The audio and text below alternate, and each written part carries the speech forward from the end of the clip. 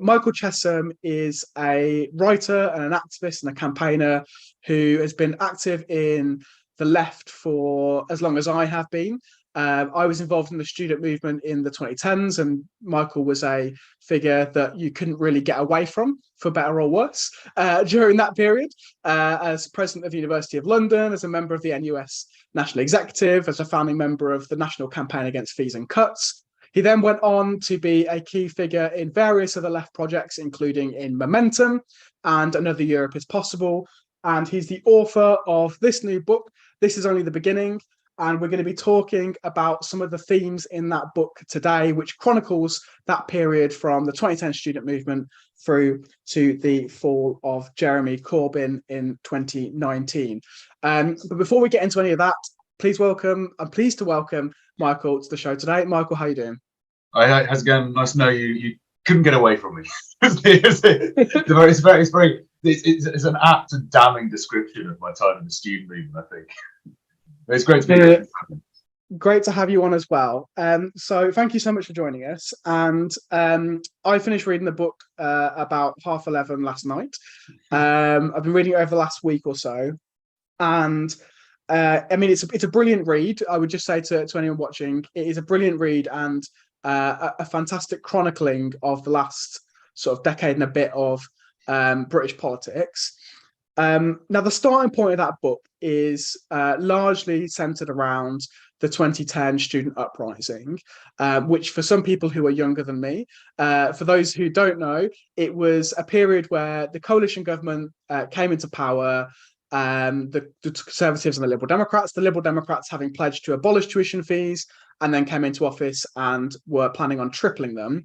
And there was a mass student campaign against the trebling of tuition fees, which would ultimately be defeated. And tuition fees, as we know, were trebled in the end. It also was tied into the campaign to save the Educational Maintenance Allowance, EMA, which was a scheme that gave further education students funding for bus travel, for other things as well. Now, you start the book there as the point where you start your explanation of the kind of the 2010s as a political period.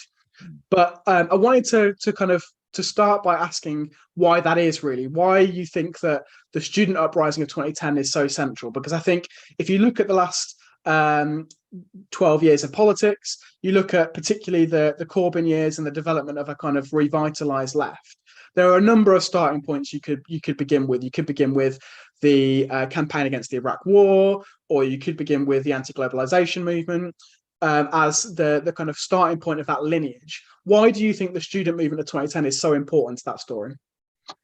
Well, I think that's a good question.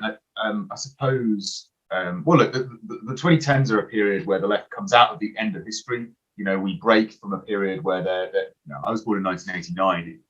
It felt growing up to me like there was no alternative to the onward march to the market. There was no to call yourself a socialist or even to be properly left wing within politics was to place yourself kind of outside the boundaries of reasonable opinion. And the 2010s is an era, not just in Britain but internationally, where the left comes back as a mainstream political force. I mean, it's defeated in all kinds of ways, on multiple occasions, as it always is. But it comes back. And yes, I trace some of that to the student movement. I think the student movement is very important. I would say I'm not particularly interested in arguing that the student movements have had the most important moment in the recent history of the British left. I don't think it is. But nonetheless, I think one of the big stories of that decade is about the journey of a youth revolt. And so I would say that the Corbyn moment is a complex amalgam of things. You know, it's a complex amalgam of generations, of traditions, and of political generations that were created in many different moments. So the Iraq War was a moment. The anti-globalization movement was a moment. You know, many people older than that would have been first brought into politics by the struggling against the poll tax, against Thatcher and the miners' strike, and so on. And generations before that, you know, everyone has their own starting point. But nonetheless, the radicalization, I guess it's the starting point of two distinct and very important themes that run through the decade. One is the radicalization of youth. I think you've got to remember that before the 2010 student movement and before the anti-austerity moment, the kind of widespread perception of young people is that they were politically apathetic. And that just feels crazy. That feels like a crazy thing to say now. But nonetheless, this was the beginning of an explosive youth revolt, and it was also the beginning of probably its more immediately important result was to sort of accelerate the foundation of the wider anti-austerity movement. So I mean, like in sort of autumn and winter 2010, exactly 12 years ago, pretty much. In I have to say, similarly cold weather. You have a huge movement kick off, probably the biggest student movement in British history. You could say that there was certainly at least 140,000 students on the streets on one day. You have dozens of campuses occupied, and that seemingly to those who haven't seen it coming comes from nowhere, and that gives birth to a movement that the student movement had hundreds of thousands of people on the streets. By a year later, you've got a point where millions of people are involved. You have mass strikes over pensions. You have the Occupy movement. You have demonstration, very, very large street demonstrations. You've got a lot of black bloc tactics, a lot of direct action. You have UK Uncut moving along at the same time. So this is a moment in which the austerity consensus starts to be shattered at a sociological level. And the student movement is a very important moment for understanding how that happened, how the austerity consensus, which seemed immovable, became a thing of the past. And really, it's from that movement that you can trace certainly Corbynism. I certainly think Corbynism doesn't happen if you don't have the anti-austerity movement. Some people, and it's something that you allude to at points in the book, have drawn parallels between the 2010 student uprising and the 1968 student revolt.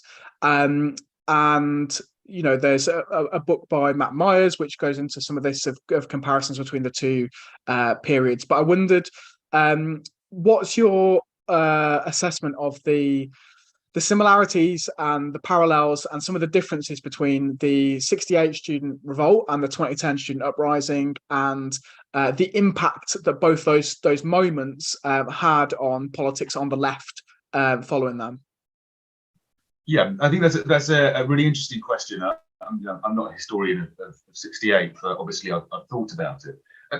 I think certainly it's true to say that the kind of global revolts of 2011, not the student movement of 2010 on its own, the global revolts of 2011 that take place all over the world, that include the Arab Spring, that include major mobilizations all the way across Europe and in the States as well, are a moment that are, again, I don't like to kind of try to rank these moments, but they're a disruption to politics in a similar way to 1968 in some senses, and are quite transformative.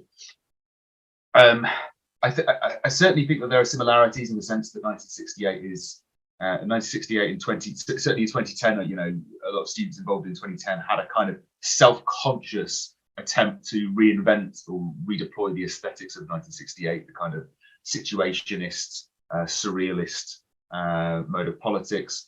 And of course, there are lots of similarities in terms of a new generation of the left, kind of quite disdainful of some of the old traditions of the left. In 1968, we were talking about sort of the collapse of credibility of orthodox communism in lots of ways. Because of various moments that had happened, of course, within European history at that time, and the Prague Spring is happening in 1968. But in 2010, 2011, you've also got a fair bit of that. But I suppose, and there's kind of like there's a shared sense of a shared nightmare as well, in a sense. In 1968, there was one of the great kind of texts of that era is the One-Dimensional Man, which is about technological rationality and how the kind of the ability to dissent in a meaningful way, the kind of conditions of possibility of a truly kind of revolutionary transformative politics seem to be closing down in some senses. I mean, 2010, 2011 is also a reaction to capitalist realism and to a sense of no alternatives, a kind of a desperate attempt to fight and create alternatives. But I think they're more, in many ways, they're more different than they are similar. I think in 1968, there was quite a lot of that moment was about international politics, anti-imperialism, and the Cold War. And I think the 2010, 2011 was pretty much about domestic economic stuff. It was about cuts. It was about austerity. It was about fighting for the kind of basic return of any kind of left-wing political alternative into the mainstream. And in comparison, and this is crucial for understanding how the generation developed. Anybody emerging into politics in 1968 or in the 1980s or in the early 1990s to an extent would have found themselves in the middle of quite a large organised left. You would have emerged out of 1968 to find yourself in a Trotskyist organisation, or in it's an anarchist circle that was relatively well organised, or surrounded by left traditions, and surrounded by frameworks through which to understand the world. And I think to a great extent, my generation emerged into what seemed like a bit of a desert. The organised left was at a historic low. 30 years of defeat after defeat after defeat, from Thatcherism onwards, had meant that the organised left, had shrunk all the way back. So I think that gave the movement of 2010 and 2011 to an extent as well a kind of sense of creative energy. It was free from a lot of the kind of, as I say, the traditions, and so to an extent that can hold you back. The occupation of Millbank Tower, where thousands of people storm into Conservative Party headquarters. It's the kind of explosive beginning of the student revolt of 2010. Is as much as anything an act of collective imagination, and it's not an act of collective imagination that comes from a connection to history, but sort of an absence of connection to history. The people who did that to a great extent didn't know that they couldn't do it. Those of us who were more involved in the left kind of thought of that kind of action as kind of beyond the realms of the possible. But here we had a generation of people who were largely disconnected to those traditions. Now that gave us a sense of energy, creativity, and all the rest of it. It also laid a lot of problems, and I think that the fact that this political generation failed to organise itself properly leads to a lot of problems later down the track. I mean, it leads to a lot of problems at the time as well. We lack organisations, we lack structures. The National Campaign Against Fees and Cuts, in a way, was an attempt to kind of somehow build together out of this kind of scraps of the organised left that we could lay our hands on, and as many students as we could get in who wanted to be organised in an organisation, to kind of bring people together, create some sense of collective memory, which is essential for movements to develop and grow. But by and large, our generation emerged out and found itself kind of part of this gigantic soup of people. And so by the middle of the decade, you've got this anti-austerity movement that's been largely defeated. But a huge mass of people brought through it, millions of people, certainly hundreds of thousands of people being active and very involved. And but they're kind of a disorganized soup. And so, unlike in the 1980s, when the left came into the Labour Party, it came in organised. It came in as part of traditions. It came in as part of an organised tendency.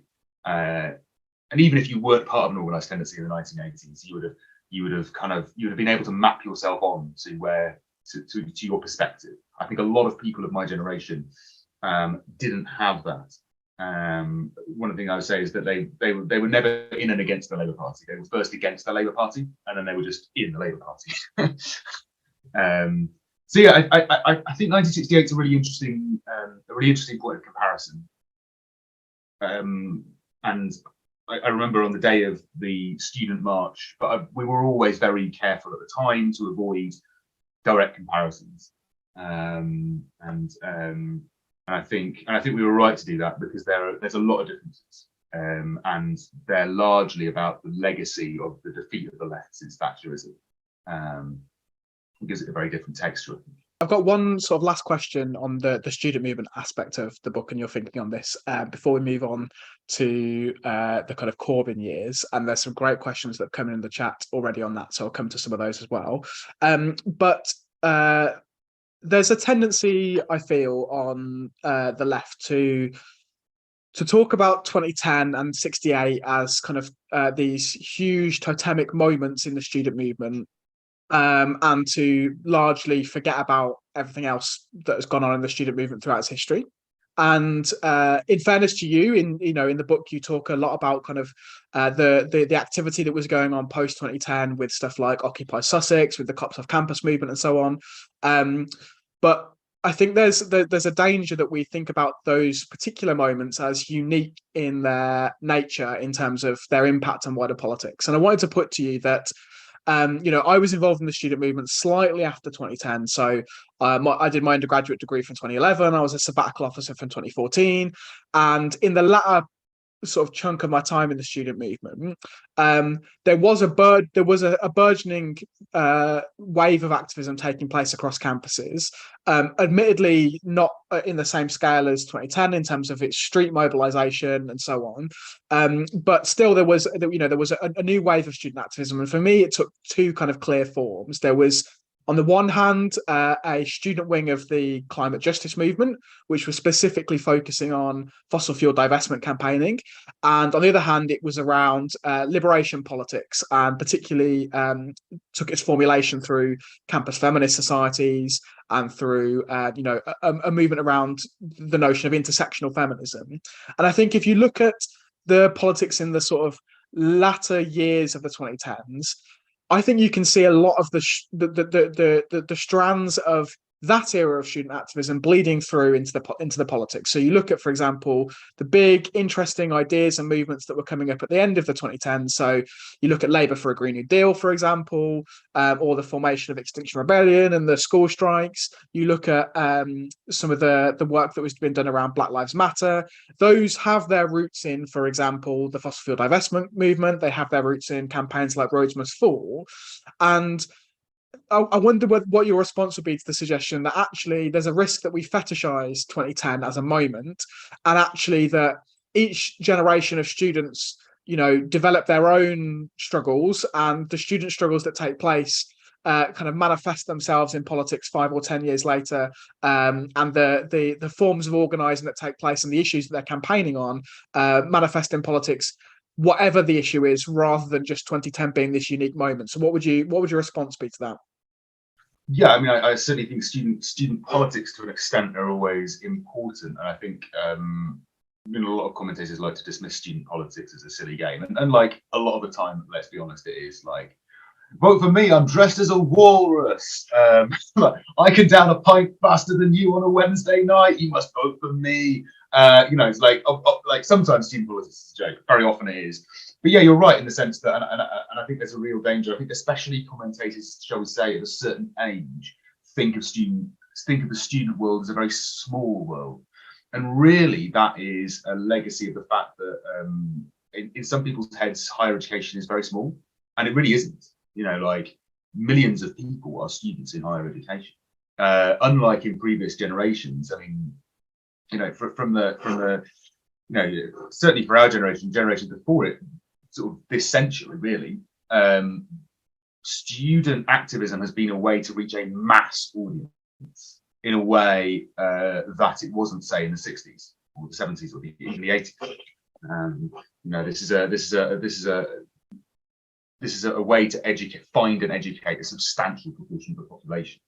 And so, yeah, when we talk about all of the other stuff that's happened in higher education,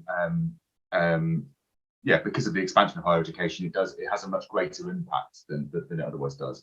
That said, I certainly think that what's happened to the student movement over the last few years is pretty sad. I think that in 2010 and 2011 and years afterwards, I mean, I was a full-time sabbatical officer until 2014. I think you started just as I stopped. We always used to talk about the tipping point where they managed to get through fees and to marketise the sector, and that would change people's consciousness. It would change them from people who would be critical and engaged and activists into being people who would sort of be consumers and be passive and be less political. And unfortunately, I think that has been borne out. Student activism it no longer has the same presence that it did in national politics, even in the years when we were relatively weak. So in the years after 2010, when the student movement was on a long steady decline from 2011 onwards until, I would say, sort of the middle of the decade. But even in those years, we were present in the national debate in a sense, and I don't think that's the same with the student movement right now. Unfortunately, it just isn't mobilised in the same way. And I think a lot of that is about the fact that we were defeated and the system got marketised. It's also about the fact that the NUS went bankrupt. But maybe that's a story for another day. I don't want to fetishize 2010, and I'm aware, obviously, that when I start a book by talking, and I want to be clear, like in the book, this is one chapter. It's one chapter. It's one chapter out of 6 is about 2010. This is the starting point for a long story, and I don't want I don't want in any way to fetishize it. And when you say, "Oh, Milbank," half the people in the room who will very often roll their eyes and go, "Oh God," either because they were there and they've talked about it endlessly, or because they weren't there and they kind of wish they were and they're kind of annoyed. So I really don't want to fetishize it, but I think it was a moment where, quite uniquely in my activist lifetime, the student movement broke out of the education sector. It broke out, it took the streets, it occupied the headlines, and it made the weather in a very profound way, and a very direct and immediate way. A lot of student activism is essentially about education. You're hoping that the people who you educate in sexual feminism or anti-capitalism or whatever it is come out in a few years' time and become left-wing. You're kind of taking them through in the hope that they will change hearts and minds, and you're producing progressive ideas in society. This was a moment where the student movement very directly affected politics around it, and brought about the shattered the myth of an apolitical generation, and brought in class politics back onto the front pages.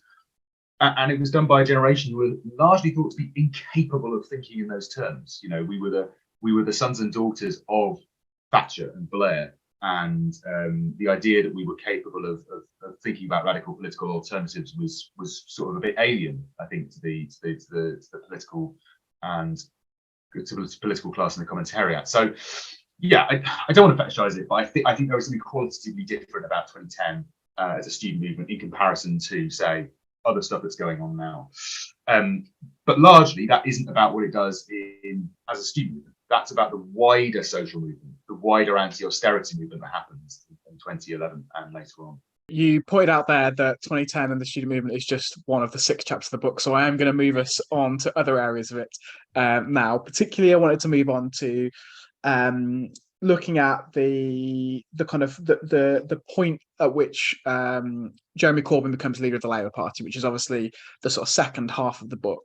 And I think for our viewers, a lot of people watching this right now and watching it back later, they'll be members or supporters of the Green Party, or will have been at some point in their lives, and may well have drifted to Corbyn drifted to Labour during the Corbyn years. But in the kind of latter half of the first half of the book, if that makes sense, you talk about the role of the anti-austerity movement and the millions of people who participated in that in one way or another, and their journey from that then into the Labour Party.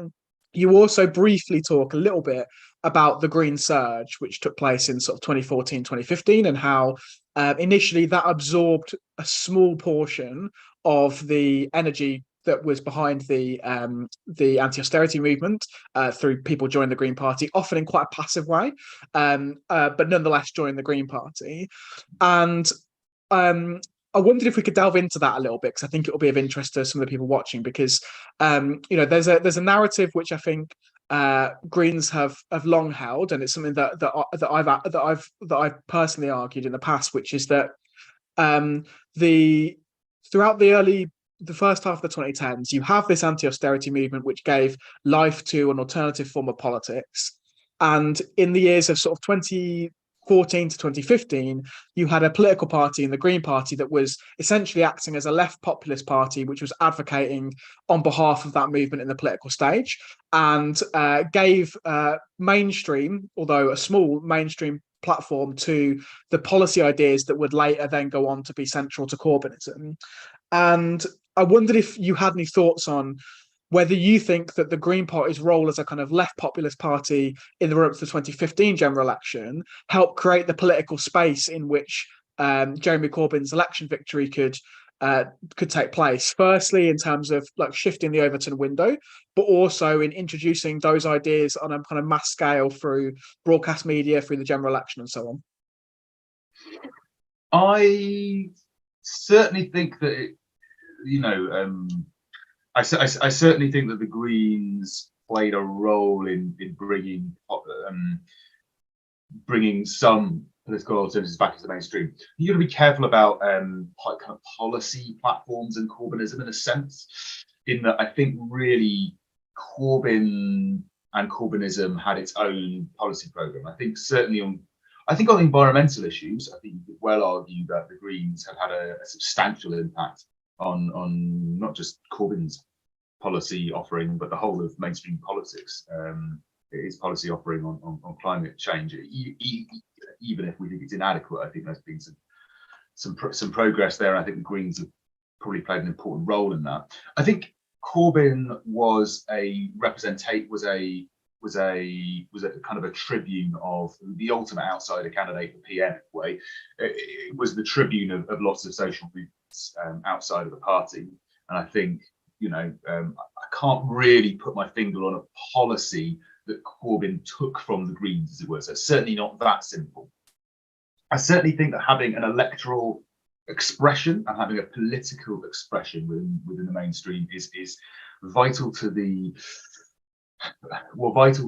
kind of morale of movements, vital to their strategic aims. Because ultimately, in what happened in 2010, 2011 is that we built these gigantic movements against austerity. Strikes petered out and lost in large part because of there's lots of reasons for that. I could go into them, but maybe that would be a whole other question in its own right.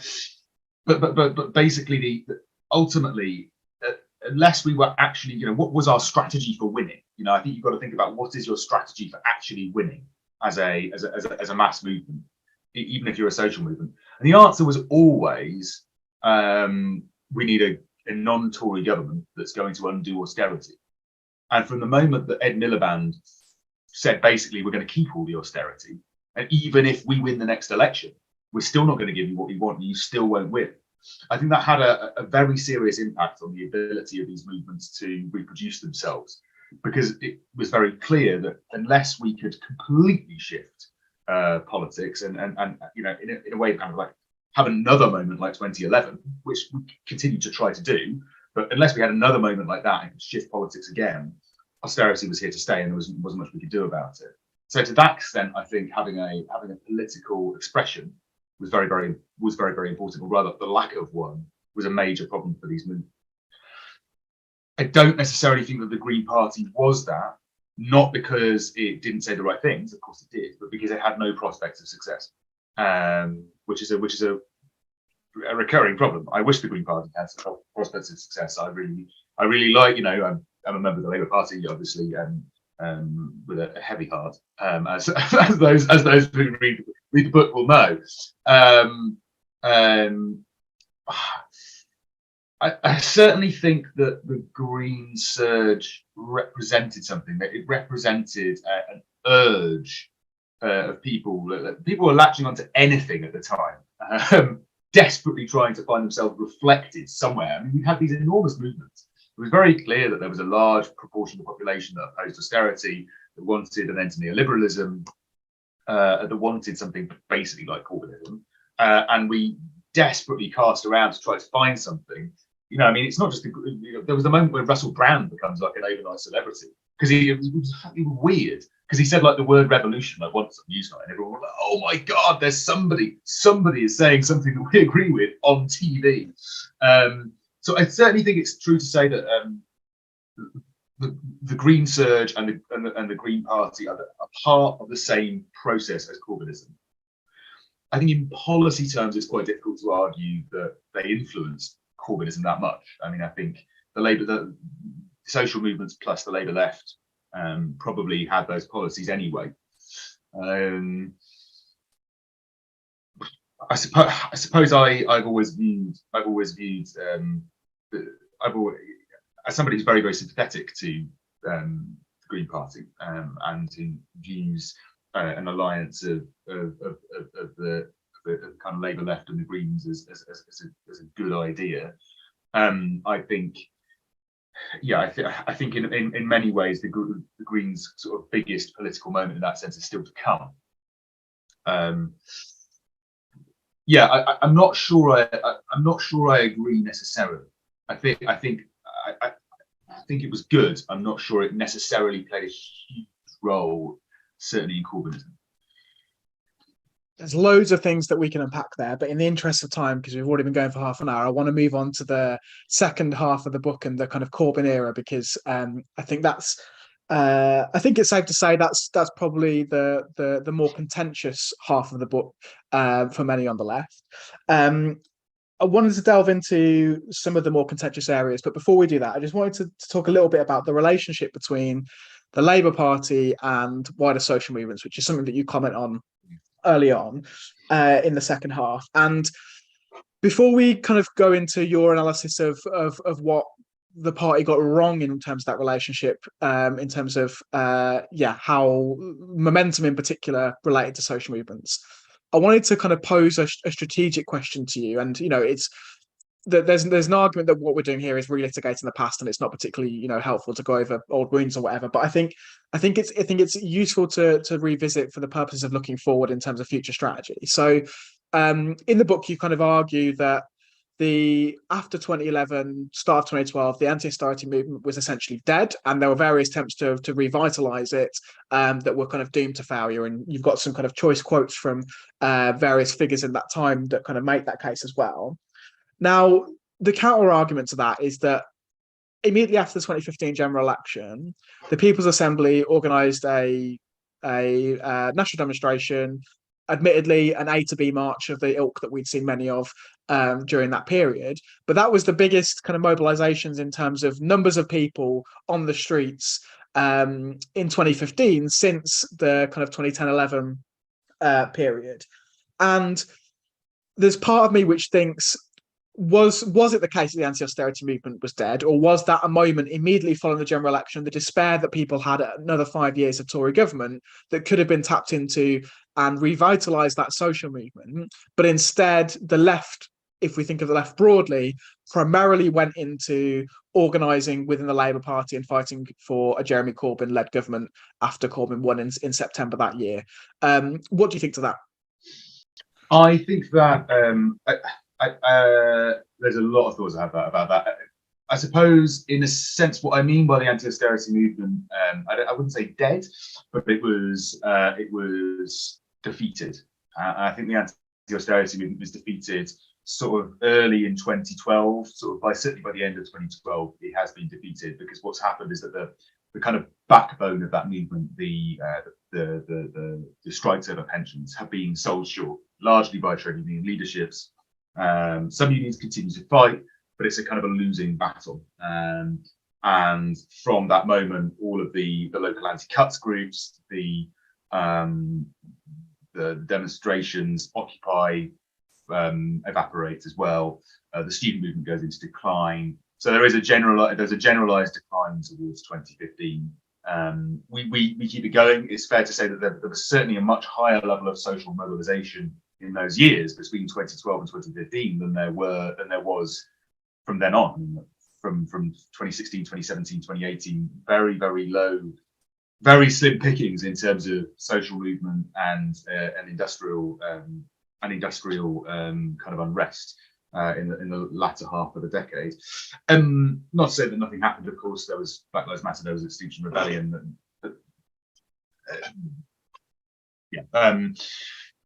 So it's not that it was dead, but it's certainly gone into decline. And the People's Assembly Against Austerity is actually weirdly only set up in 2013. So it's what I said. It's a bit like setting up the Stop the War Coalition after the war has ended and Baghdad is occupied.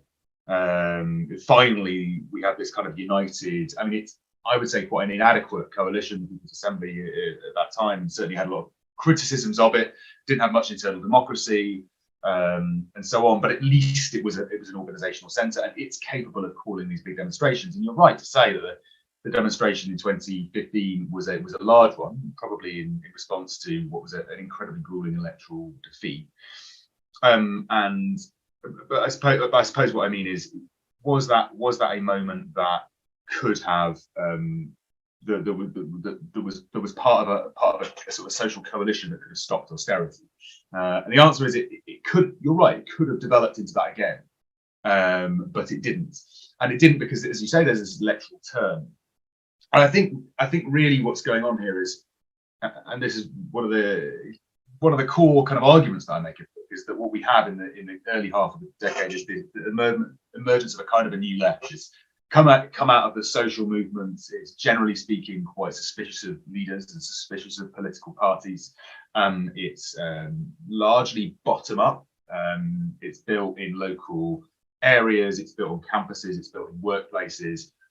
And if that movement had been alive and kicking and gone into the Labour Party organised, sort of organised amongst itself and sure of what it wanted to achieve, I think Corbynism would have been a very, very different thing.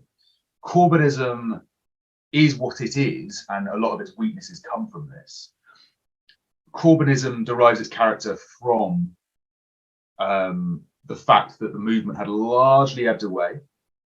It was still mobilising. There was still kind of spasms. There were still these sort of ASB marches that would occasionally crop up, especially, as you say, after the 2015 election. But it wasn't a coherent movement. A lot of the local anti-cuts groups, a lot of the sort of organisations through which this movement had been mobilised, had fallen away. So what you kind of had was this huge disorganised soup of people desperately looking for a political answer. They weren't organised into tendencies or organisations. They weren't part of the organised left. They were just kind of desperate for something like Corbyn to come along, and it did. And so all of these people were going to get sucked into the Labour Party before they've got a chance to cohere themselves, before they so they don't really have a critique of Labourism. They don't really have a critique of they don't really have a vision for how to fight inside the Labour Party. Basically, they think Jeremy Corbyn is wonderful, and they're going to cheer him on. And that, I was part of that movement, but it's a very inadequate basis for politics. So I suppose the reason why I think it's important to point out that the anti-austerity movement was by this point, although spasming, was largely defeated, is precisely because of that. If it had gone into the Labour Party organised, we'd be living in a very different world, I think. So let's talk about the left within the Labour Party then under the Corbyn years. So one of the things that you argue within the initial discussions around the formation of momentum and the role of momentum is about the relationship between the Labour left and social movements. And you essentially argue that when this band of various people who've been politicised through 2010 or the anti-austerity movement and so on, move into the Labour Party, they get sucked into doing what Labour members have done forever, which is having internal rows, standing for elections to committees, taking over CLPs, the NEC and so on, rather than trying to create political power beyond the party. And you kind of criticise that as the process that people went through. The counter argument to that is that, from day one of Jeremy Corbyn's election, the right of the Labour Party were determined to do absolutely everything they could to see off not just Corbyn, but the politics that he represented and the politics that had buoyed him to the leadership. So realistically, given the nature of that internal struggle and the war that the right was waging on the project, how do you think that it would have been possible for Momentum and the Labour left more broadly to engage in social movements when they had to fight those internal battles rather than leave the field? Yeah, I certainly think that we had a fight on our hands from day one. Corbynism was largely built under siege, and it was built under a campaign of active sabotage from the PLP and from, well, I mean, pretty much everything around it. And so it certainly had a job of defending itself to do, and it undergoes a process of factional hardening. I would say prior to in summer of 2016, just after the EU referendum, there's an attempt to kick Jeremy Corbyn out of the leadership, and there's a leadership election takes place in that summer. And I would say during that process, during the Owen Smith leadership challenge, the left, which had been about kind of, I don't know, kinder, gentler politics, a lot of Corbyn's base being quite kind of wet, you would say, hardens and becomes incredibly factional. And some of that's necessary. You know, it was very necessary that we defended ourselves against what was going on. It was very necessary that we fought the battle for control of the party. And it was, and yeah, to an extent, obviously that's good. The problem was that something else happened as well. And that was that our own internal democracy got shut down. So the response of the Corbyn leadership and the Momentum leadership, and I was on the Momentum steering committee at the time, finding myself in a minority on this, it essentially went through a process of turning Momentum from a kind of messy democratic organisation that was trying to be a bridge between the party and the movements outside of it, which had its own policies, which was trying to push the leadership from the left. Basically just shut all of that down and turned it into a Praetorian Guard that was a very effective defender of Corbyn. So, you know, when we're going to mobilise people to win internal elections, we're going to mobilise people to win general elections. That's it. What's our policy? Is whatever Corbyn says our policy is. That's what we're doing here. And what you can see going on here is basically a process whereby this kind of quite radical movement, Corbynism, becomes an incredibly conventional Labourist electoral project. So, I mean, obviously the content's very different.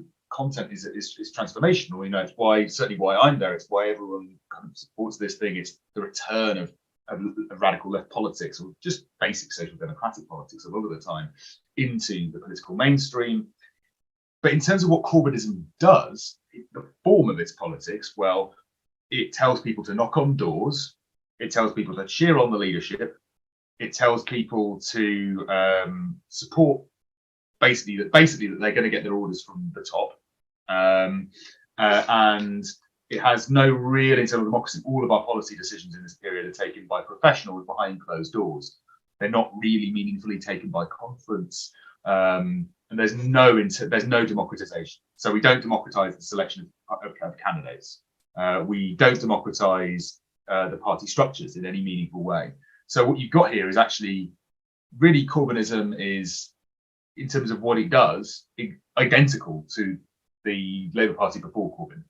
And so I think that's kind of I kind of think that you've got to regard that as a bit innate to the Labour Party. It's why I'm very, very sceptical as a Labour Party member of the future of the left in the Labour Party and whether or not we can ever really use it as a tool to win, which may sound odd as a Labour left activist for me to come on and say, but I am very, very sceptical of the strategy of the Labour left. So yeah, I think what could have been done differently? Well, basically what we needed was a politics that unleashed the democratic power of the movement under Corbynism. And I think our failure to do that made us weaker, not stronger. And that kind of centralizing instincts in the end made it much, much easier. I mean, you look at what's happened now with Starmer, and the Labour left has just been washed away. The reason why the Labour left has been washed away is because it never really had much democratic life. It never, these local momentum groups that started to pop up that were then shut down by the centralisation process the left had no sense of collective ownership, no sense of collective strategy. We were based, we were dependent entirely on this incredibly top-down approach to politics. And when the head was cut off, it turns out that the Labour could just revert to being exactly what it was in the Miliband years, or even worse. So yeah, I think it was always a mistake to view this, that you've got to kind of make this trade-off between efficiency and effectiveness on the one hand, and on the other hand, grassroots democracy and links to social movements. I actually think that if we're serious about transformational politics, we have to be able to say we can be effective, we can be serious, and we can win with a radically democratic politics. And if you're not willing to do that, why are we bothering with all this transformational politics? If really all we're going to do every time we're under siege, which is going to be every time we come anywhere near power, we just revert to the same methods as our opponents. So for me, I think I don't think that there's a contradiction there. I think there is superficially, but I think you've got to be able to think around it if you're interested in transforming the world. So I want to talk about Brexit, and I want to talk about some stuff about the future of the left. But before I get there, I just have one sort of last question around this issue around, I guess, internal democracy within the Labour Party during the Corbyn years. And one of the areas of that period that you're particularly critical of is the role of some trade unions within the Corbyn project, particularly Unite. And their actions and behaviour during that period, and you describe them as being essentially a conservative force within the Corbyn project, and driving that move towards a bureaucratic approach to politics. I wondered if you could talk a little bit more about your assessment of trade unions' role in that. Yeah, and I think I want to be careful here. What I don't want to say is I don't want trade union involved in the Labour Party. But I also think we've got to be, and sometimes my comrades on the Labour left get, very, you can kind of see their backs going up as soon as I start to say this stuff. But I also think we've got to be honest about what the trade union link is in the Labour Party very often.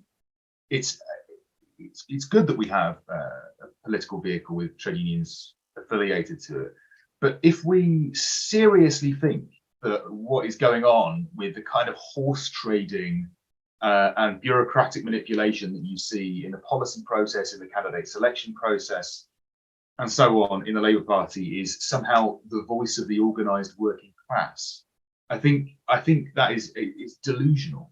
The problem is that the trade union movement very often, well, not the whole of the trade union, some trade unions, and well, to an extent, basically all trade unions in Britain are probably some of the most democratic organisations in the country. But in terms of the way that they apply that into the Labour politics, very often it's a small set of unelected officials making decisions to advance their own influence, and they do that quite honestly, in a sense. If you're the bureaucracy of a trade union and you view yourself as the embodiment of your members, well, then of course it makes sense that by getting more influence for you and your ability to handpick candidates, your ability to block policy, and so on. If you view that as the voice of the working class, well, yeah, you'll do that and think it's great. I think if we want, but I think we've got to be honest and say that I think the trade union bureaucracies and the Labour Party often make each other worse. The answer to that is not to have the trade unions disaffiliated from the Labour Party. I mean, in my view, it's to get PR and have a new left party. But it is to say that in its current form, often the way that the trade union link kind of operates is a very conservative drag. And you saw that. I mean, the classic moment is Unite's blocking of open selections. The overwhelming majority of Labour members and Unite's own members want to put open selections through, but it becomes widely reported, and it's pretty undeniably the case, that Unite effectively blocks that. And it's a politics of kind of command and control, and it's a politics of fiefdoms, and turf. And I think that if you are serious about a transformative, a radical democratic politics, that is just surely you have to regard that way of doing politics as the enemy. Not necessarily those people as the enemy, certainly not the members of those unions or even the presence of those unions, the Labour Party is the enemy. But the way that trade unions operate in the Labour Party has historically been a conservative drag, and they largely reverted to that during the Corbyn period. Again and again, it is the trade union bloc vote that is used as a party conference, say, that is used as a block on members getting their way. And as a way for the leadership to kind of stitch things up. Unfortunately, that's just a fact, and it's tricky. And really, what we need is a transformation of the labour movement. You know, what Corbynism completely failed to do was to go into trade unions and try to transform them, democratise them, make them more industrially militant, refresh and renew their activist bases. Actually, one of the great failings of this renewal of the Labour left in the late half of the decade is that it doesn't translate into that. You know, we didn't surge into the ranks of Unite or Unison or wherever and start something completely new and transform things in the same way as we had begun to in the Labour Party. I think that's a real weakness, and it speaks to quite a shallow political strategy that was totally directed at elections, rather than at thinking about the question of class power. Brexit. Now, I don't think it would be an understatement to say that the section of the book on Brexit is probably going to be the one that will cause the most controversy amongst the left. And I don't think it's an understatement to say that your position on Brexit has caused a significant amount of controversy on the Labour left. Now, I've got two questions for you on Brexit. The first, I'm going to just go to one from the chat, which has come in from Ben Samuel. And this is something that you touch on in the section of the book on Brexit. Now, Ben asks, how pro or anti-Europe would you describe Jeremy Corbyn as during the referendum campaign? So that's the first question.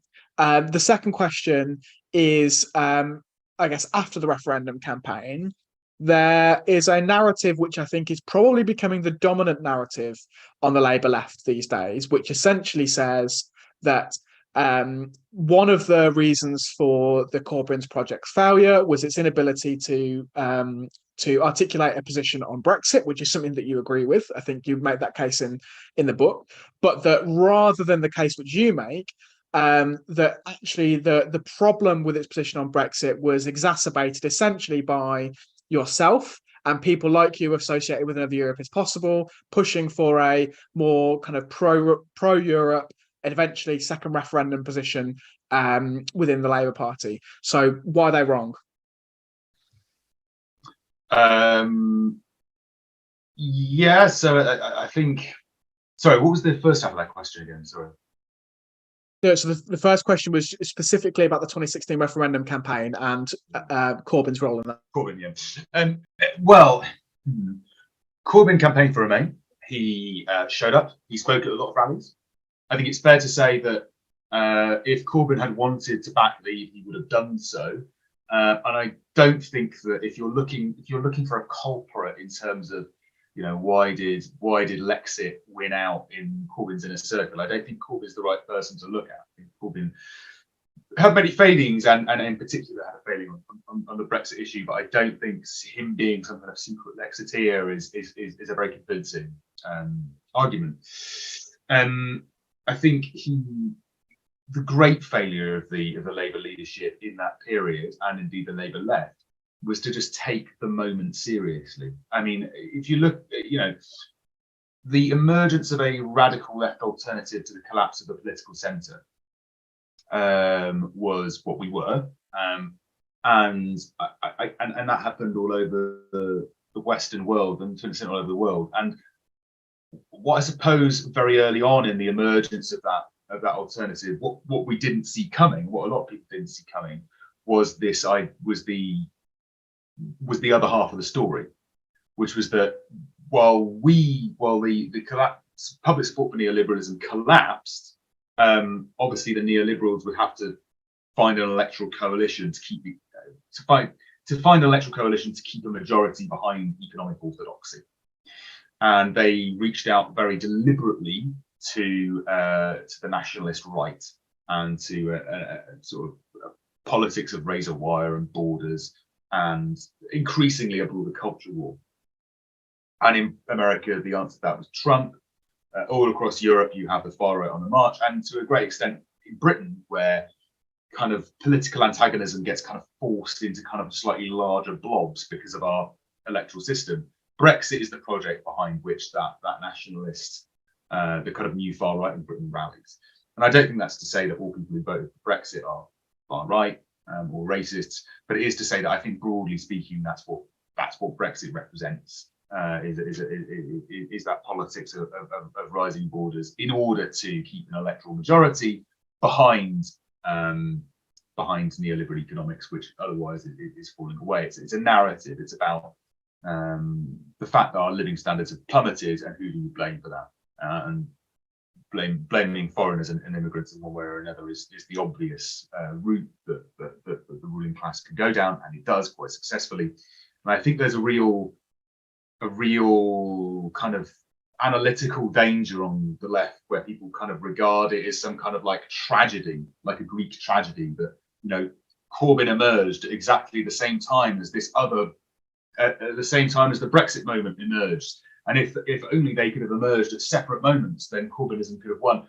The Brexit, the emergence of the radical left as a political force, and the emergence of the projects of the nationalist right as a political force in response to the financial crisis, in response to the collapse of public support for neoliberalism, these are two parts of the same story.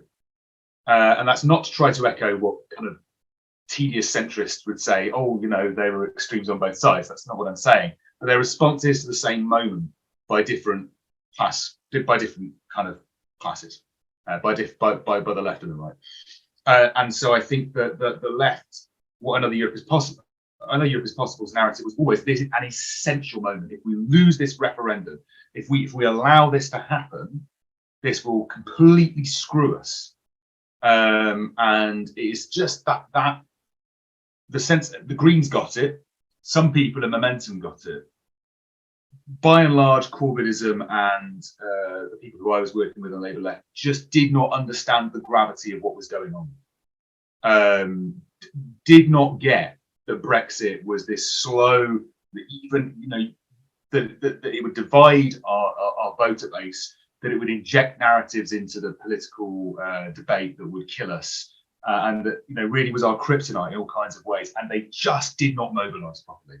So my criticism of Corbyn was his view secret Lexit, but that he and the rest of the Labour leadership never took charge of Labour's own campaign for Remain during that referendum. And it was left to kind of a coalition of Another Europe is Possible, kind of working out of working with the Green Party, working out of Momentum's offices with a very small team of people and a little bit of support from Momentum to bring any kind of radical or progressive case for Remain. And I basically think that the Labour left didn't realise until it was too late the importance of what was going on. So, as for am I responsible for the death of Corbynism? Obviously, I think this narrative is wrong. I think if you look at the 2019 general election, we lose a pretty much equal number of votes on both sides. We actually lose slightly more votes to Remain voting parties like the Greens and the Lib Dems than we do to the Tories and the Brexit Party. But that's not to say that all of those votes are worth equal weight. But I certainly think that, you know, had Labour not adopted a second referendum position in 2019, I think could well have polled sub 30. I think you could well have been in a position where the Lib Dems were kind of inching up on you to replace you as, in terms of popular vote, the second party. And I think really what needed to happen was a deeper kind of strategic wrestling with the ideological content of the Brexit project. And what I mean by that is the narratives that it contained. So what I mean by that is an attempt to blame migrants and foreigners for the results of austerity and what kind of the legacy of Thatcherism and Blairism as well. And what we needed to do was win hearts and minds on that, and present class politics and present a radical domestic agenda as the alternative to that. And that could have been done with a variety of different policies. It could have been done with a soft Brexit policy, and I actually, Another Europe is Possible, and I and others around us argued for a soft Brexit policy very, very hard. That's what we argued for in the wake of the referendum result. The Labour leadership responded to that by blocking all debate from party conference in 2017, not allowing our motions to reach conference floor, and imposing effectively a hard Brexit policy. I mean, Labour's Brexit policy until early 2018 didn't even include a customs union, and from then on only included a customs union. So there's no free movement, that's no single market membership, that's none of your rights and protections that kind of progressives would value. So Labour has essentially a hard Brexit position until very late on in the day. But nonetheless, I think we could have won with a soft Brexit position had we taken that position, as we argued in 2017 or even 2018. I think we could have won with a second referendum position if we'd taken that position. But the problem, in the end, I think all of us, and I include myself in this, we're very fixated on exactly the kind of policy wording of where the policy would land. So I remember going into the 2019 party conference arguing we have to take a pro-Remain position. We have to say that we're the party of Remain.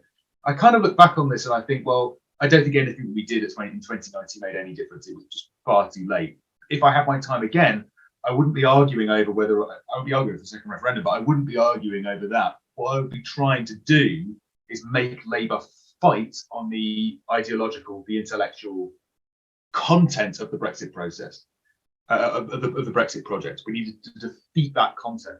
That could have been done with a variety of different positions, but the problem was, in the end, I'm afraid, the Labour leadership didn't realise the gravity of the situation, and it wasn't willing to have a fight about the ideological content of that project, particularly on immigration. And there's all sorts of things that I would have done differently now. But in the end, I think probably it was out of our hands. I think probably by the time the general election 2019 was called, we'd already lost it. And there's this slightly farcical argument that Labour accepted the result in 2017 and almost won, and then it didn't in 2019 and lost very badly. And I just think, look, it makes so much emotional sense if you're a Corbynite and you want to blame anyone other than the project itself. You want to blame it makes so much emotional sense, doesn't it? It's and it goes along with this kind of one more heave strategy of a lot of the Labour left at the moment, which is if only one more heave, comrades, we'll do it again but better. We're not going to change any of our strategy or address any of our failings. One more heave. If only it wasn't for the traitors and heretics of Another Europe is Possible, then we'd have won. Just do it again. If only it wasn't for all the sabotage we faced. And I'm sure things could have been different had we not been sabotaged by the PLP and so on. But I'd be wary. I'd urge people who are tempted by this just to kind of, examine the actual facts rather than necessarily reach for the answer that feels easiest. It's certainly what I don't want to argue is that we didn't lose any votes by taking a second referendum position. Of course we did, but the idea that by not doing that we'd have somehow gained more votes or done any better, I just think is profoundly mistaken. I think the problem was that we hadn't taken a position early enough, and that the Labour movement wasn't ready to confront the politics behind Brexit in the hearts and minds of voters.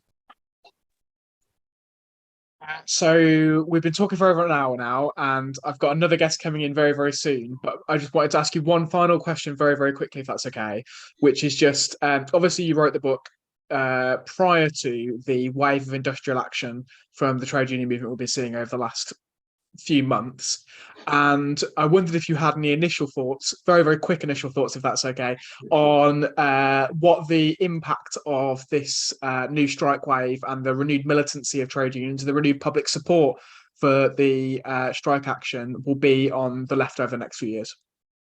I think it wasn't a given that this would happen, and I think it's extremely positive that we've seen a level of fight back from the trade union movement that we have, often beating very, very high thresholds, very high bars set by anti-union legislation in terms of 50% turnout. So it's very good that workers are mobilised and it's happening. I think we are we've seen rail, communications, higher education. We're about to see the NHS. We'll soon have teachers, civil servants. We'll see firefighters next year, doctors next year. It's likely that the strikes will spread. So hopefully this is the beginning. Not to use too much of a not to plug too much. I think one of the big key strategic problems for me is that we lack a broader social movement around them. I think we are still, to a great extent, stuck in a politics of spectatorship, and I think there's a certain amount of passivity around the left at the moment. I think that we've got to bear in mind that although obviously the unions are the most important terrain, generally speaking, the big industrial disputes are always kind of the core of the broader movement.